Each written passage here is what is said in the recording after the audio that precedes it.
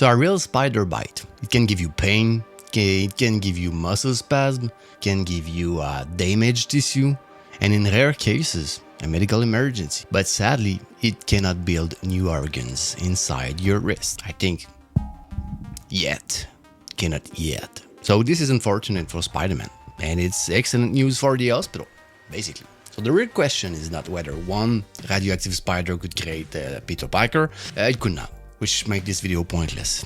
The real question is how much of Spider-Man we could basically reproduce with actual science before the person inside the suit becomes a very expensive accident report. So we could begin with the bite, because a spider bite, it can inject venom. And that venom, well, it contains biological molecules that interfere with cells, with nerves, with chemical signals, right? So depending on the species, the victim may experience pain, inflammation, cramps, maybe even some kind of nervous system effects, or even tissue damage, right? So the venom, well, it doesn't actually arrive with architectural plans, doesn't. So it cannot enter some adult body and decide that the skin might need some microscopic climbing structures, or maybe that the muscle needs more power. It doesn't. Or that the bones need reinforcement, or the brain needs faster reflexes, and the wrist need 2 new industrial facilities of spider webs. That would basically require a shit ton of control changes, right? Across huge amounts of cells. It would also require some of those cells to cooperate, which is not, it might not happen that easy. So the skin, muscles, tendons, bones, nerves, heart, lungs, and blood vessels, they would basically all need to change together. Otherwise, but a stronger muscle it's not useful when the tendon attached to it remains normal. It wouldn't work, basically. The muscle contracts and the tendon leaves. It would basically explode. So they continue their professional relationship, but in separate locations, if it makes sense. I don't know what the fuck I'm talking about. So there's no science to this point that can solve this. So gene editing, it can modify selected cells under controlled conditions, but it still needs a delivery system, a specific target, and a way to limit accidental changes, right? So it's not like some kind of character creation menu. It would not work. So you cannot just select, okay, I'm gonna put some wall climbing ability, and move the slider to maximum strength, and then just fucking press confirm. Doesn't work that way, sadly. But more importantly, changing a gene in an adult, it does not automatically create a new organ. So, spoiler alert. A biological web system, that would require a shit ton of glands to produce the material, then channels to transport it, and also just a mechanism to form the fiber, the water, the protein, the storage space, and basically an exit. So Peter Parker, well, he would need a complete kind of, I guess you could call it a manufacturing industry inside each of his arms, which is not that easy to do. So the films, the Spider-Man films, they place it inside a teenager who has enough internal space for normal bones, right? And Marvel has chosen not to publish the engineering diagram, sadly. Then there is the problem of scale. People often say that spiders, they can lift many times their own weight, like 1,000 times their own weight. So a human with spider abilities could basically lift a car. But you see, the thing is that it's not how size works, sadly. And I've come to learn it while making this video. I was trying to figure out how to become Spider-Man, but it's not gonna happen. So small animals, they receive some kind of important advantages from their dimensions, right? So when an animal becomes larger, its mass increases faster than the useful area of many structures. So a tiny spider may survive a fall that would convert a human into a brief urban event. And the same problem applies to climbing. Spiders, insects, and geckos, lizard, whatever. They can use specialized structures to create some kind of contact with their surface and just climb it. But a human, well, weighs far more, and it needs a much larger adhesive area, right? And the researchers have already demonstrated a version of this. In 2015, a person climbed a glass wall using some kind of large adhesive devices that was inspired by gecko feet. So the system used some kind of broad pads and carefully distributed the person's weight all over the place. So yes, a human can climb like a gecko, right? On clean glass with large equipment under controlled conditions. So this is close to Spider-Man, but in the same way that an elevator is close to Superman, right? If it makes sense. So the final destination is similar, but the experience has lost some romance. Kind of. And real buildings also have an unpleasant habit of being real. They contain dust, moisture, rough brick, weak paint, oil, cracks, and surfaces that were just installed by the lowest acceptable bidder. I think this is how construction works. So the technology succeeds, but the wall resigns. So the user then returns to the ground through a process that remains widely available. But still, wall climbing is one of the, I guess you could call it the more plausible Spider-Man abilities, kind of. So with large pads and a secure harness and favorable surfaces, it can be done. The web is also more realistic than it first appears, right? Spider silk. It can combine some kind of high resistance with the ability to stretch and absorb energy. That is useful for a line design to support weight or maybe stop a fall, right? But there's no single material called spider silk with one fixed level of performance. It just doesn't exist.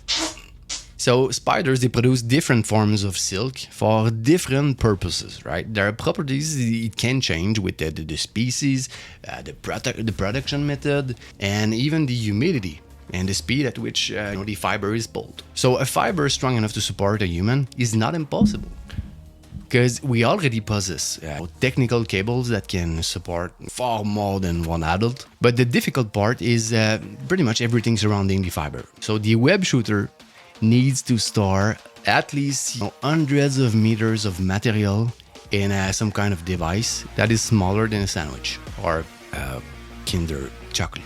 So it must release the line instantly and aim accurately and attach it to some kind of unknown surface and survive the sudden load. Then it must detach when required. So it must never block. It must never fire inside the mechanism. You must also avoid removing the user end during the acceleration. So this is a very, very, very demanding product. And Peter, well, he built his in a bedroom while attending high school, which is kind of cool, but not very plausible. And I have purchased a shit ton of furniture that required professional assistance. So I'm not gonna be the one that finally makes it. So now assume that the line works. Assume that the anchor attaches to something, right? Spider-Man, he still needs to swing. And at that point, this is where physics enters the film and immediately he becomes hostile. So when a person swings from a line, well, the line must support the person's weight and pull the body through some kind of curved path. So at the lowest point of the swing, well, the load becomes much larger than the person's normal weight, right? So take a person who weighs 75 kilograms. Give that person a speed of 20 meters per second, which is about 72 kilometers per hour, and then attach the person to a line that is 20 meters long. So the tension at the lowest point is approximately 2,200 newtons. And I don't know what the fuck that means. So a full climbing harness, it may distribute that force across the body. A thin web attached to one wrist does not. So the shoulder receives the load and basically discovers a new career in modern art, kind of. So that is the clean calculation. It does not include the wind, the rotation, and perhaps a bad launch angle or the user changing direction. So it also assumes that the anchor is perfect.